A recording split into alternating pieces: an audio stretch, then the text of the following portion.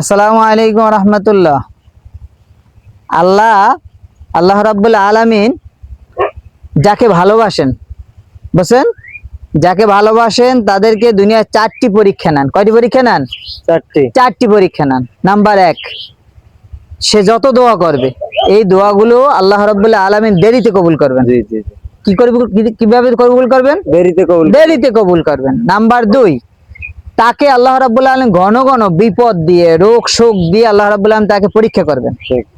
Number 3, তার প্রিয় মানুষ যারা থাকবে, সবচেয়ে আপন মানুষ, এদেরকে আল্লাহ রাব্বুল আলামিন কেড়ে নিয়ে যাবেন। নাম্বার 3, সে ব্যক্তি যত কিছু করুক, আত্মীয় স্বজন যা আছে তার থেকে আস্তে আস্তে দূরে সরে যাবে। তার মনে হবে যেন সে একাকিত্ব হিসাবে রইতেছে, একাকিত্ব হিসাবে থাকবে। তার আশেপাশে মানুষগুলো তার থেকে দূরে সরে যাবে। তো আল্লাহ রাব্বুল আলামিন যাকে ভালোবাসেন এই চারটি জিনিস দিয়ে তাকে পরীক্ষা করবেন। তাই আমাদের উচিত হচ্ছে, এভাবে যদি কারো সিচুয়েশন চলে আসে, সে মনে কষ্ট নেওয়া উচিত নয়। সে মনে করবে আল্লাহ তাকে ভালোবাসেন, তাই এগুলোই আল্লাহ করেছেন। তাই প্রিয় দর্শক, আমার এই ভিডিওটা যদি ভালো লাগে কারো, তাহলে লাইক, কমেন্ট, শেয়ার দিয়ে অন্যকে জানার সুযোগ করে দেবেন।